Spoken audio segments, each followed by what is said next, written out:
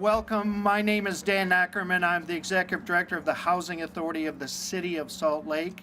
I also happen to be President of HAME, which is a nonprofit development arm of the Housing Authority that's involved in this project. Just some quick stats so you don't have to go study the plans on the wall.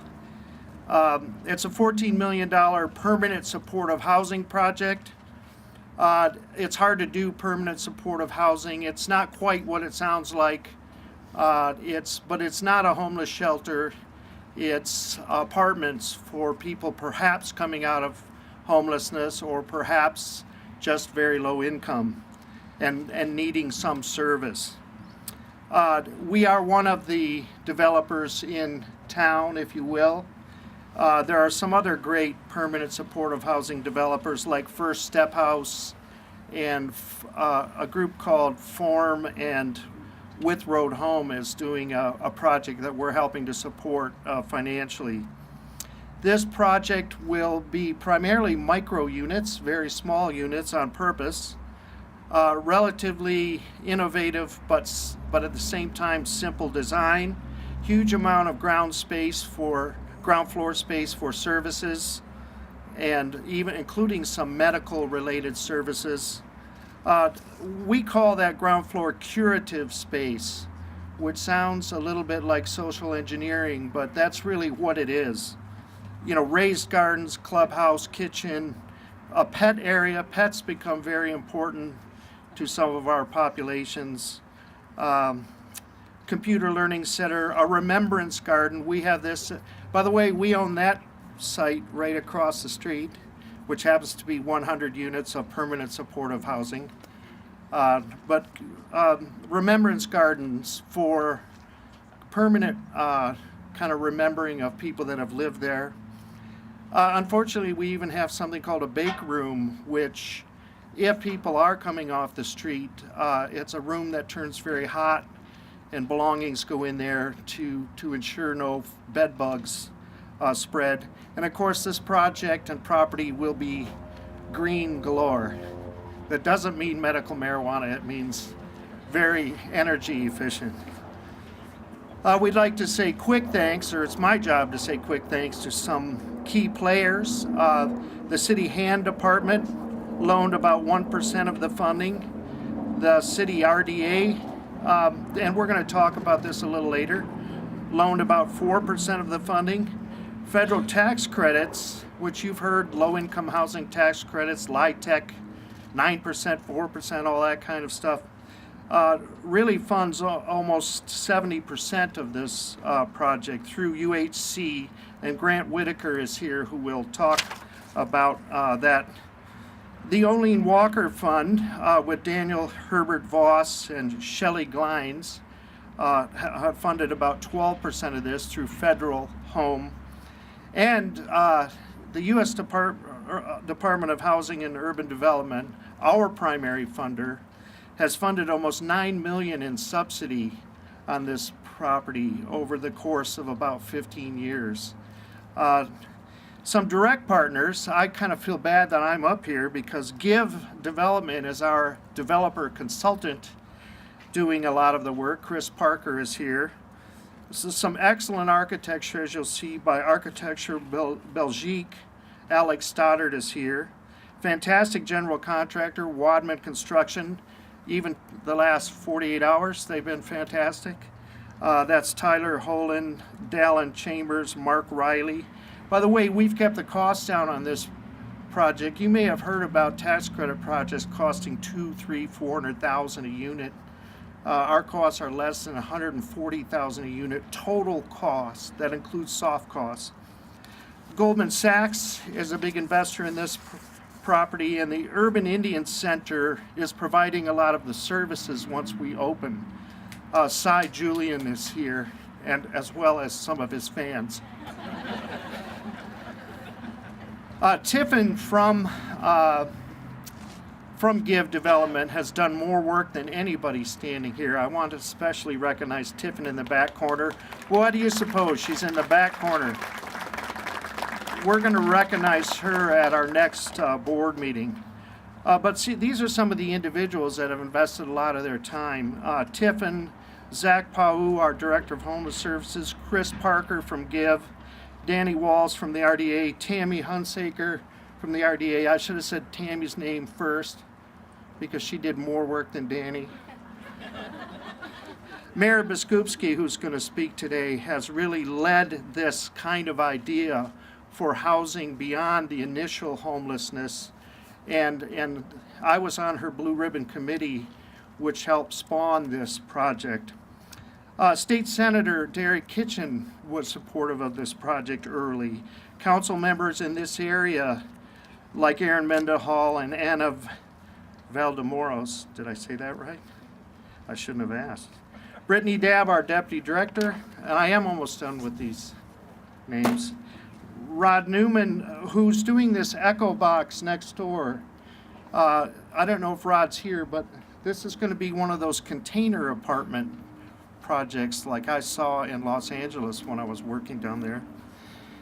And Ryan Warburton and Caitlin Benson, our hardworking lawyers from Gilmore Bell. Ryan's wearing a jogging suit. He's the wealthiest person here, and he's wearing a jogging suit. Kurt Bentley, another lawyer that's helped us all, and my board, who's really, if you think about a board having to make these decisions and spend this kind of money, that would be Dave Mansell, Brenda Koga, who worked for years for the city in the library department, Cindy Gus Jensen, Alfonso, Palmer DePaulis, who used to be mayor here, David Litvak, who's very influential in everything in the city, especially homeless-related things, and Les Sparks. Just a quick note on why we're here. We, as a staff, really like ribbon cuttings, not groundbreakings, because all of the work starts with.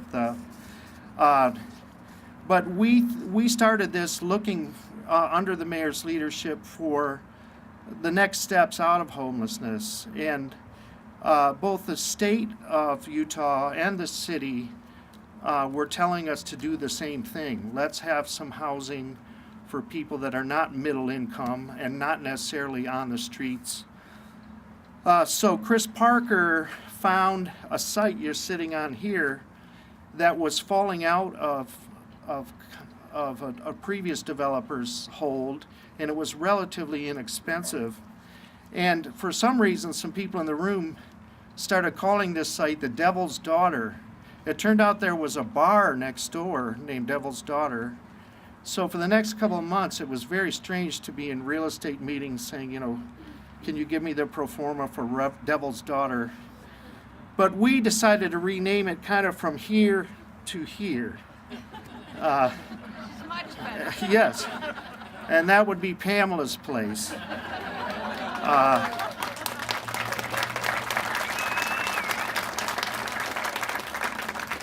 We as a housing authority in Hamm are really the largest houser of previously homeless vets in Utah, and we're quietly one of the larger developers in Salt Lake City with over 2,000 units in Salt Lake City itself. We house over 9,000 people. We have some other cool projects coming online in the next couple months. We're really here not just to break ground, but to celebrate the success in getting here, 100 units of PSH. If you talk to other states, ask them if they're doing permanent supportive housing, 100 units at the time. We have a HUD regional administrator here. See if Colorado's doing that. But we're really here to also, and primarily, in my mind, to celebrate the life and work of our hero, Pamela Atkinson. With that, I again want to thank you for coming, and I will introduce Dave Mansell, the longtime board member of our board and my board chair. Thank you.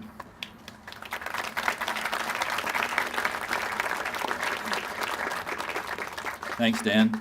The problem with following Dan is there's nothing left to say. So my talk is going to be very short. I just want to say that it's a pleasure to serve with the board, on the board of the Housing Authority. been there since 2005, which I think is, I'm sure it's way outside the bounds of reality, but it's been true. And it's a great opportunity to have been involved in so many. I started when we started that one over there at Sunrise. That had its problems, but it's doing very well now. And it was the first one that was housing first in the program, I think in the country, at least one of the first. And we had all kinds of people coming from various states to come and see how we were doing that and how it worked. And it's working very well.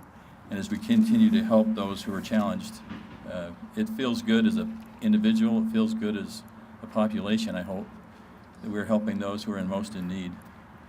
The Housing Authority will continue to do so. We have 3 other projects going right now, and we'll continue to do that. And with 9,000 people, with a little luck, we'll get to 10,000 before it's too long, and make a difference to all those people. I just want to say that Pamela Atkinson is well deserving of this recognition. I don't know anyone that you hear more about who has been doing more for the less disadvantaged or the more disadvantaged than her in so many fields, not just housing. And so to have a place that can be named after her, I think, is more than appropriate. And I hope she'll really appreciate it, not be embarrassed by it, Pamela. It's a great thing. I'm grateful to have all of you here and those who are the governor, a good friend, and mayor, to be here and help us celebrate this with Pam and be able to accomplish the things that we need to going forward. Thank you very much.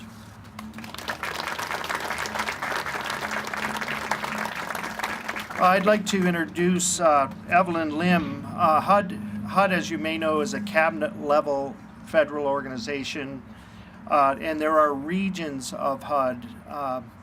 And Evelyn is the new regional director for a 6-state region of HUD. So please welcome Evelyn Lim.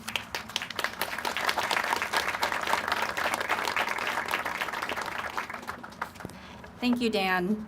I'd like to also acknowledge, of course, the Governor Herbert, Lieutenant Governor Cox, Mayor Biskupski, and other partners on this special project. Of course, Pamela Atkinson, whose vision, tireless advocacy, and enduring service to the community we are also celebrating today. I'm so pleased to be able to join you today and in the sunshine. I'd like to congratulate the Housing Authority of Salt Lake City and everyone else who made this project possible. In projects like these, we see how crucial it is to bring together resources from federal, state, local, and private partners. I can speak for my colleagues at HUD, Kelly Jorgensen, our state director. I also brought Jeff Stoll and Anita Short here with me, that we at HUD are proud to be part of this collaboration. The HUD funding in this project, home funds, National Housing Trust Fund, and project-based vouchers, gets allocated to state and local governments. It's a philosophy we have that local communities know best how to utilize funding to provide affordable housing in their communities. As we see today, that formula works. So thank you for all the partnership that brought this project to fruition. As you all know, these projects take years to pull together to get to this point. So I'm so proud to be here at the start of a new chapter and the literal building of a foundation that is something real, durable, and permanent. At HUD, we focus much of our time on Secretary Carson's priority of reducing homelessness. And that looks different in every community. But supportive services are crucial to maximizing housing stability and helping to prevent returns to homelessness. All people experiencing homelessness, regardless of their housing history and duration of homelessness, can achieve housing stability in permanent housing. So some may need very little support for a brief period of time. Others need more intensive and long-term support. There is no one-size-fits-all model. So the clinic, the case management, the community space, even the service animal area, all of these features here will contribute to the long-term success of the residents. Permanent supportive housing projects can be difficult. Sources of funding are often non-traditional, and services needed are often expensive and sometimes exhausting. So I'm heartened that Utah and Salt Lake City are leading the charge for permanent housing, permanent supportive housing, and also creating incentives for the community. The rest of the country is watching, and also learning. You should be proud. We at HUD are proud to be your partner. Congratulations again, and thank you for all you do.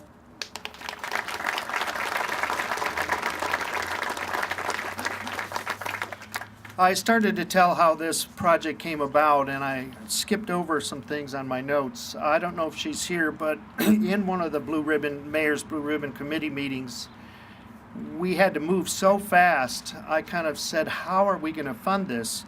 And Laura Fritz from the City Economic Development Department whispered to me, I think I have some funds that nobody ever uses for housing. Come up to my office. So Chris Parker went up first, and then I came up, but I want to really thank Laura Fritz because it was her creativity that helped us to move so fast. Also, the most important person on our team is Joe Post, who has developed many properties throughout the city over the years, and just him and I are the only ones that work on these things. For today, I'll say it's kind of 60-40, but it's really about 90-10 him. With that, I'd like to introduce Grant Whitaker. I mentioned the tax credits, 9%, low-income housing, LIHTC. Grant's department at the state really oversees all of that, and it's millions and millions of dollars and very complicated stuff. So we're pleased to have Grant Whitaker here today.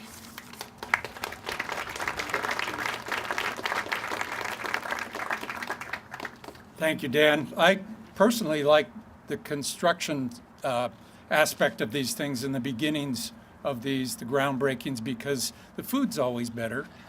They think they have a lot more money. By the time they get to the end, there's not much left. So please eat Dan's food. I think that's really great. Just wanted to say about 2 years ago, when we could see what was happening at Pioneer Park and it was spiraling out of control, Jonathan Hanks, Claudia O'Grady, who are here with me today, and I got together and we said, you know, we need to take our tax credits and set aside 30% of it for permanent supportive housing. And we did that for the last 2 years.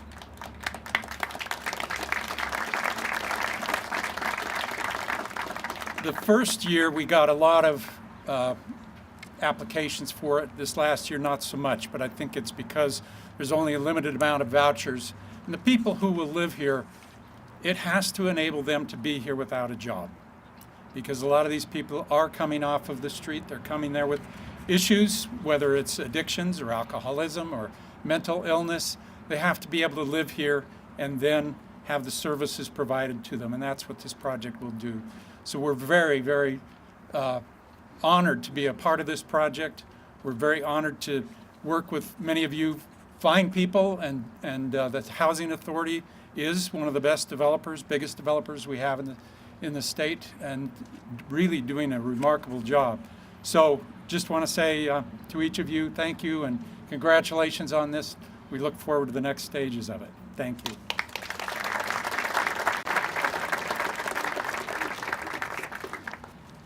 Next, it's my honor I've worked in probably 6 or 7 other kind of county and city type housing authority situations. I've never seen leaders in those cities and counties who embrace affordable housing as a primary issue, if not the primary issue to take on, as well as gathering funding to help take it on. And it's really my pleasure to work for and work with our mayor, Jackie Biskupski, in that regard.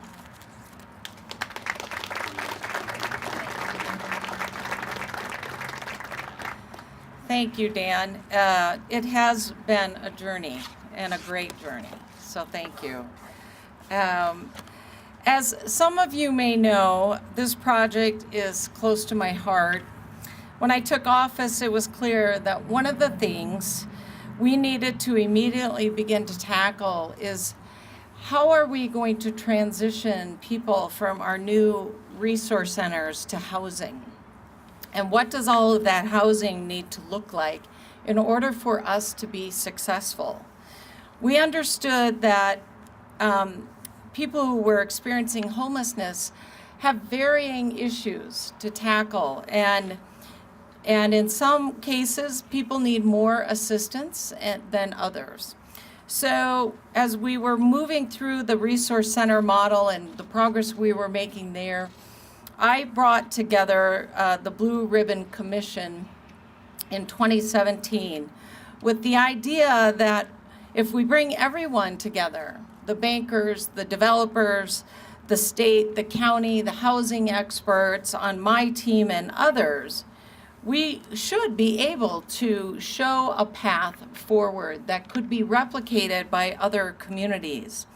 So today we break ground on Pamela's Place, which I just love saying that, formerly known as Ribbon Properties, in the clearest sign yet that when our hearts are in the right place and when we have the right people at the table, anything is possible.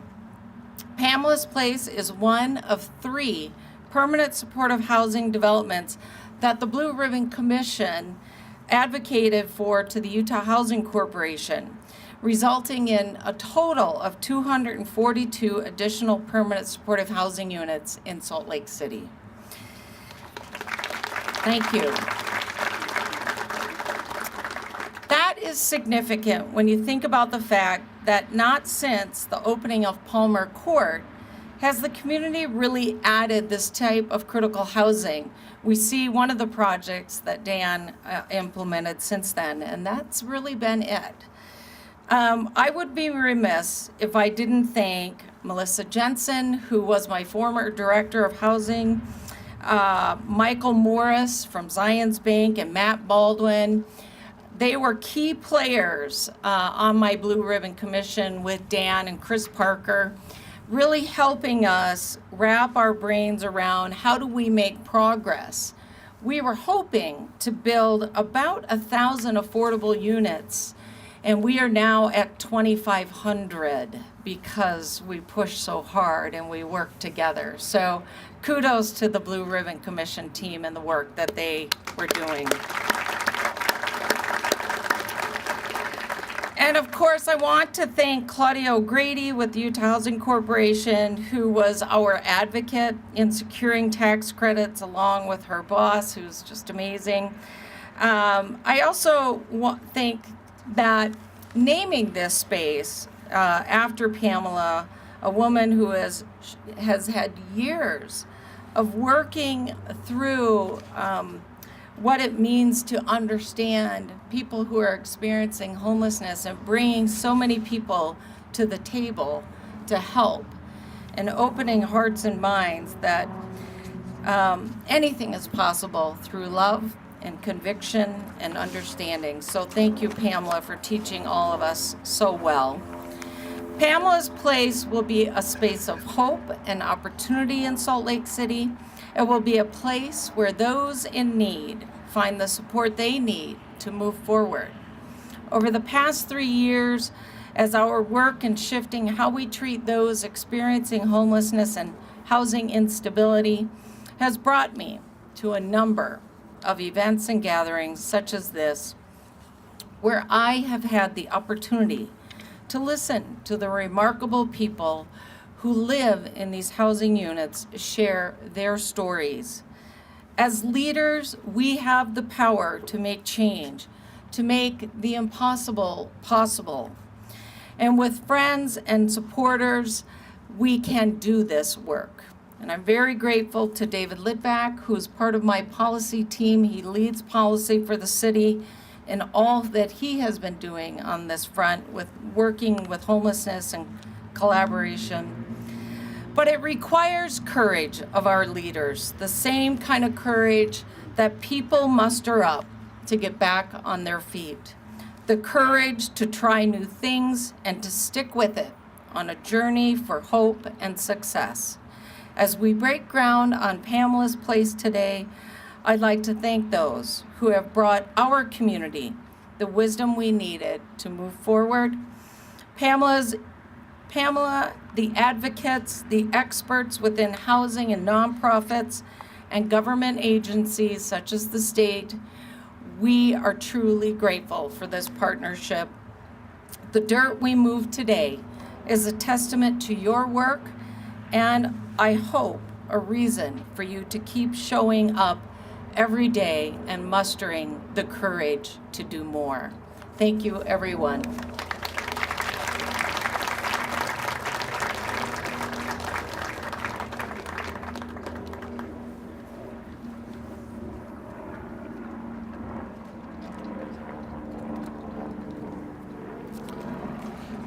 We've talked a little about creativity and commitment and that kind of thing. At the state level, we have a Lieutenant Governor Cox who heads the homeless efforts at the state level, and also through his leadership has shown a tremendous amount of creativity and ingenuity in handling housing issues.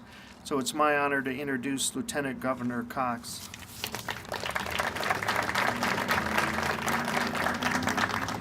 Thank you, Dan and Dave and your teams. Congratulations on this very incredible moment. It's not often that the governor and I are at an event together, and even less often that we speak on the same agenda. And but when Pamela's involved, you always say yes. That's just how it works. I won't take long. And Mayor, I don't know if you noticed, but KSL did not want to hear from me. They came and took their microphone and they're out of here. When the governor chose me to be lieutenant governor 5.5 years ago, I remember feeling very, very overwhelmed. I wasn't exactly sure what a lieutenant governor is or does, and I'm still not sure, and neither is most of Utah, so we're okay there. But what I do remember is getting a list of all of the committees that I was a part of, and there were about 40 committees, and I chaired about half of them. And I remember looking down that list. I'm like, no, I don't know what that is. I don't know what that is. I don't know what that is. And one of them was the State Homeless Coordinating Committee. And I remember just talking to one of my staff members and saying, I don't know anything about homelessness. I'm from a very small town in rural Utah. This is not an issue that we deal with, mostly because if someone is struggling and can't find a home, they come here, right? They come to Salt Lake. And I said, I know nothing about this. They said, don't worry. Do you know Pamela? And I didn't at the time. I was brand new, and I had heard her on the radio a few times. She has a very distinct voice and accent, and so I got introduced to Pamela, and she said, don't worry, I will teach you everything you have to know about homelessness. And Pamela, I don't know if you remember that morning, very early, you took me, we went everywhere around this. You said you have to see these places. I had never heard the phrase permanent supporting housing. I didn't know what that meant. And she instructed me, but more important than all of that, than showing me what homeless services were about, she said, the most important thing is you have to meet my friends. And my homeless friends. And so everywhere we went, people said, hello, Pamela, and she knew them by name, and she would tell me their story. And that day changed my life. And I knew after that, I still didn't know what the other 39 committees were about, but I knew that this one mattered, and it mattered because it mattered to Pamela and her homeless friends. And that is why we're all here today. I didn't expect a turnout like this. It helps that it's the first day it hasn't rained or snowed for like a year. And I believe Pamela has control over that as well. And that the heavens are smiling down on us. So thank you to our angel Pamela. Thank you to everyone else who has been so involved to make this happen. You've heard it's incredibly complex. That's the one, maybe a little too complex, and we're trying to work on that and fix it. Mayor, thank you for your vision and your passion, because this doesn't happen without Salt Lake City taking an incredible leadership role to bring everyone together. It doesn't happen with, and I can't name all the names. I do have to say, where's Chris Parker? In the back somewhere. There he is. Chris with Give. This is, I think, the third opportunity we've had to be together at one of these events. You've taught me so much about it. And again, creative people coming together, recognizing that there's more to life than just a career pathway. The professionals that are dedicated to this, and I know there's so many more of you, but that's what makes Utah special. It's the one thing we do better than anywhere else, is we come together to solve problems. It doesn't matter if you're a Republican, a Democrat. It doesn't matter what faith you belong to. It doesn't matter what you do for a job. People really, really want to give back, and community matters, and that makes this very special. And we're going to help a lot of people because of it. So God bless all of you who have dedicated so much to this. Thanks for letting us be here, and thank you, Pamela, for making us all better people. Thank you.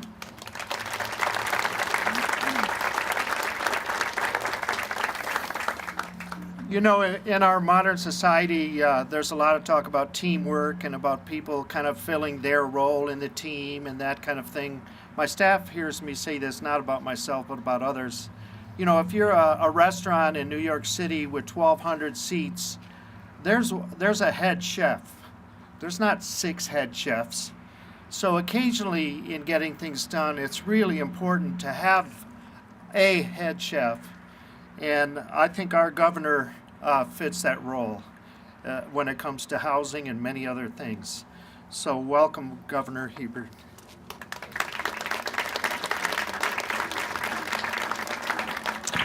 Well, what's for dinner? I'm honored to be here with all of you today as we recognize an important development taking place here in our capital city, and certainly recognize that there's a need out there. And to all of you who've been a part of this effort, we thank you for the good work. So we recognize the need and we recognize the project.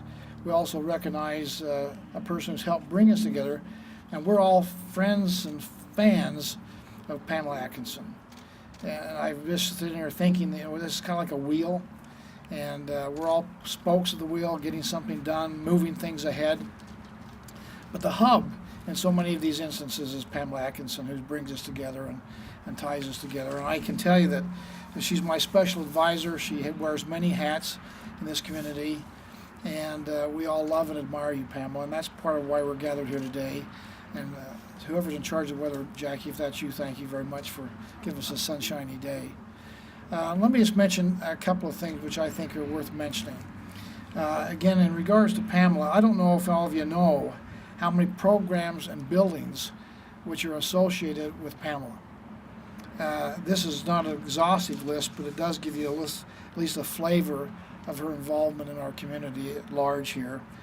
The 4th Street Clinic, Pamela Atkinson Center, the Pamela Atkinson Clinic at Liberty Elementary, the Pamela Atkinson Homeless Trust Fund, the Pamela's Closet at the First Presbyterian Church, the Pamela J. Atkinson Foundation, just to mention a few. The fact that she's involved in so many things indicates she's involved in so many things. She's out there finding good things to do. David Litvack, where's my buddy David? In the back there, he looks like my son with a beard.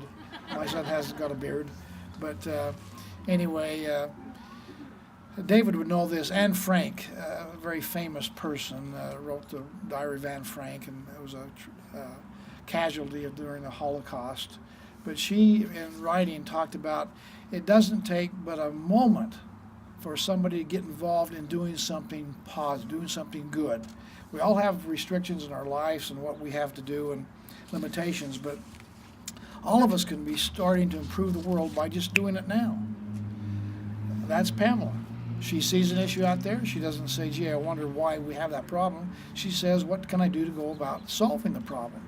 I'll solicit the help of my friends out there, which we all are part of that, and her days or weeks or months are filled with those moments of saying, what can I do to help improve the lives of somebody else who needs a helping hand?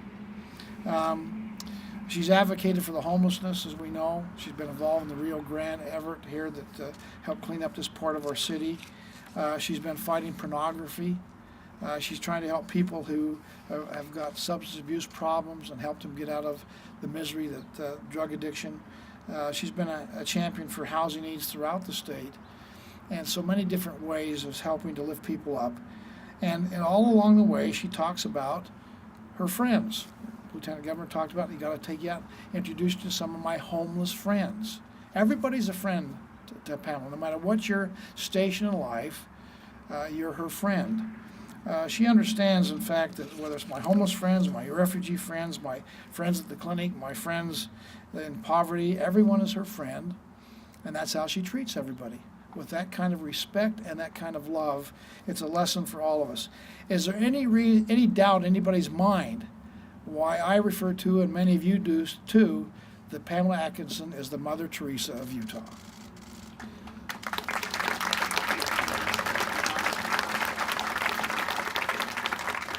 Let me just conclude here, and we could say so many things, and I don't want you to feel like this is your funeral, Pamela, all these nice things being said about you, you know. But One of our state employees was doing some outreach efforts with individuals on the streets, and again during the Rio Grande, which was a complex effort, a united effort of city, county, state, and private sector working together in a team effort. And one of our workers at the state was called upon to do some outreach efforts, and this is what he said. I met up with a small group led by Pamela at the St. Vincent de Paul Dining Hall. We had flyers to share with residents of the downtown shelter and other individuals living on the streets about the creation of a safe space. Many people were frustrated about fences being put up and rules being enforced. I went one way with a couple of people and Pamela went another. I quickly came across several individuals who were upset and were more than willing to express their frustration. After doing my best to explain the changes, I realized that I was doing things wrong. I then watched Pamela interact with several individuals and saw a significant difference in how they treated her and how she treated them. They truly were her friends. They listened to her and respected her even though they had questions and concerns about the changes. With that, he changed his approach in trying to follow the example set by Pamela Atkinson. She's been the driving force in helping us and many partnering organizations bring us together. Like I said, the hub of the wheel. She brings us together. She's done the research, she's done the surveillance, she knows and understands our relationship one with another. As mentioned about the devil's daughter, and the antithesis of that, of course, is God's daughter. God's daughter here who knows that all of us are her brothers and sisters, and as a family we need to work together to solve problems for those who are less fortunate and need a helping hand.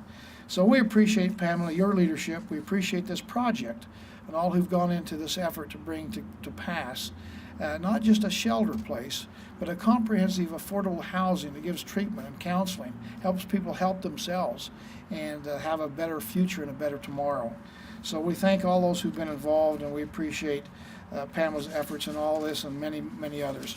I'll just conclude by saying one of the things we talk about in our administration is the efforts of team. We use the acronym Together Everyone Achieves More, team. And there's no better personification of that than our team leader, and that's in Pamela Atkinson for the good work on this and many other projects. We love you, Pamela. Congratulations to one and all. It's a great day, and thank you, Pamela.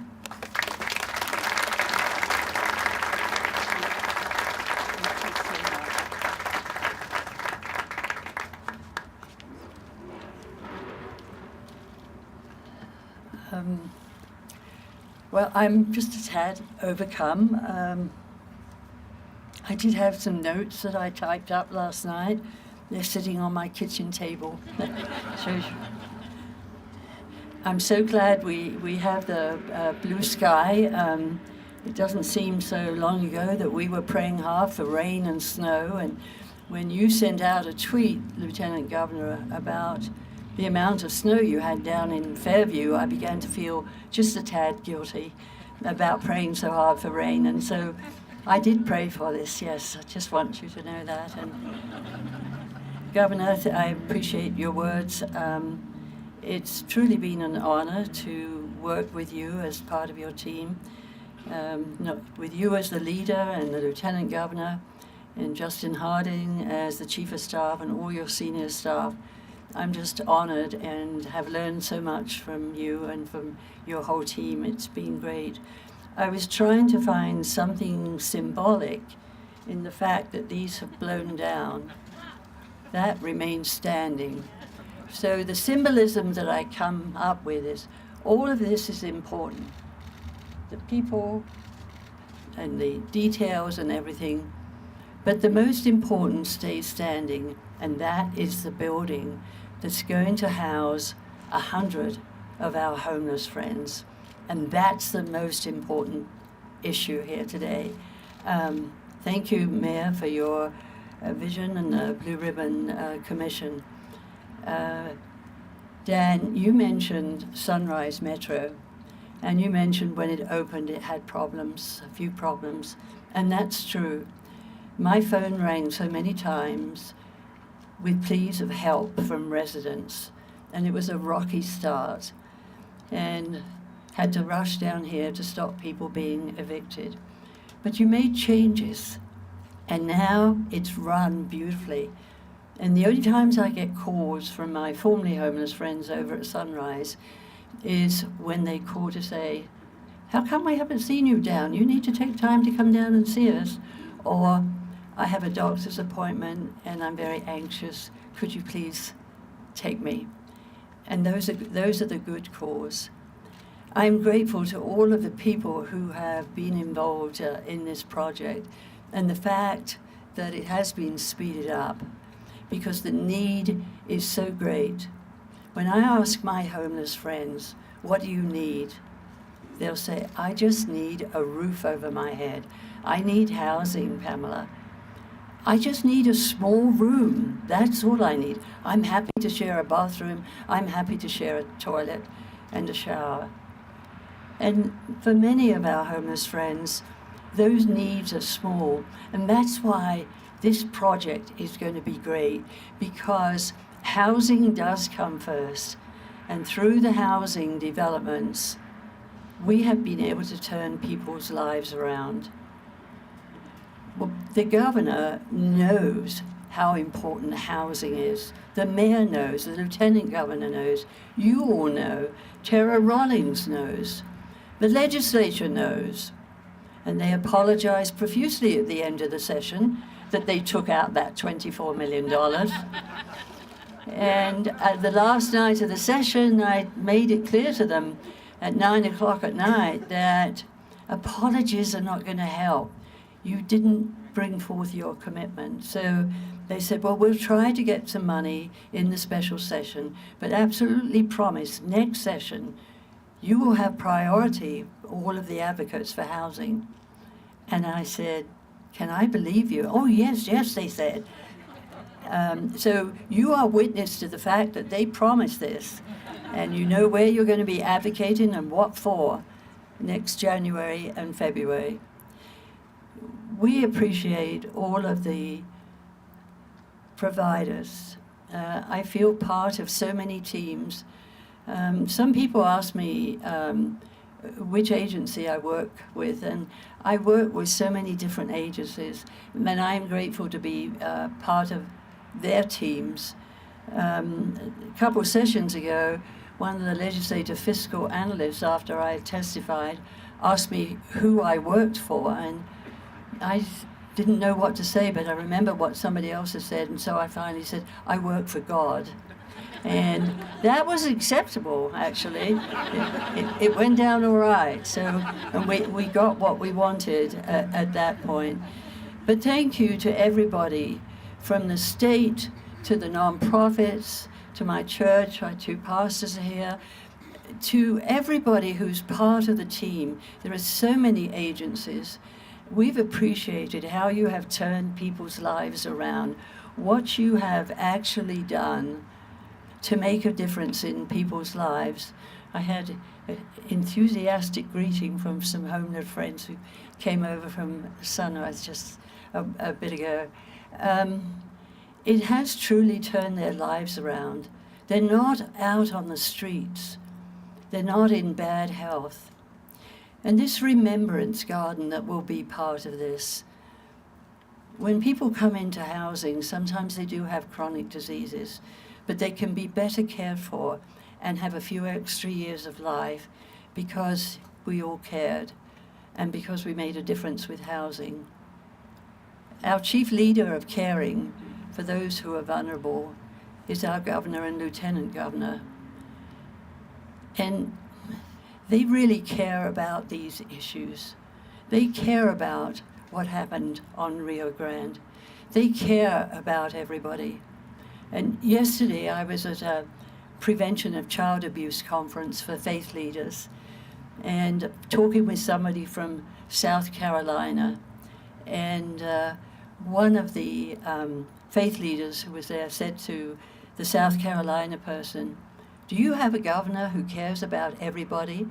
She said, well, yeah, I think he cares about everybody. Does he care about everybody of every faith, she said? And the person said, I don't know. And so we started to talk about you and your faith leaders luncheon and how you are now seen as the governor of all faiths. We started to talk about the diversity growing. And we started to talk about people coming together to help out our homeless friends. And yes, we are moving people from the downtown shelter. And guess what? The volunteer list of people who want to help is absolutely huge. And that's because Utahns care. And I really believe in the governor's Nackerman, that together everybody achieves more. Yeah, there are some things that I do on my own, and only the good Lord and I know what they are. But much of what I do is part of a team, and everybody has a role. And I've learned in many ways that a good leader knows when to lead, but that a good leader knows when to follow. And there are times I'm following because the people who are leading are the experts, and that includes many of you here today. So I want to thank you all for all you've done and all that you are doing, but I'm going to thank you all for all that you will do in the future, because there's so much more to be done. You know, when you get frustrated with what's happening back at DC and certain tweets, don't get angry. Just see how you can be a little kinder. I saw a tweet and I went up to someone and I said, "My word, your hair looks shiny. Have you got a different shampoo?" And she was so delighted. But I felt better that I'd done something kind rather than reacting. So I think we can all respond in different ways. And let's just honor the people who have been involved in all of this. And yes, at one point, Governor, it did sound like a bit of a eulogy. Could I please ask that everybody who's going to be involved in building this, speed it up so it does get done by my birthday next February. I kind of like that. I'm hoping I can stay alive for another birthday. So just a little hint there. So my thanks for your words. I'm pleased to have my daughter and her husband here and some of his family, as well as so many friends here. It truly has made a difference. But today belongs to this building and what this building is going to do for 100 of our homeless friends who are going to take those steps out of homelessness in this building that's going to be built right here, and with the case managers and the experts who are going to help them turn their lives around. I appreciate this honor. I thank you for all of your very generous words, but I thank you for all that you've done to make such a difference. And gosh, am I proud to be a Utahn at this point. Thank you.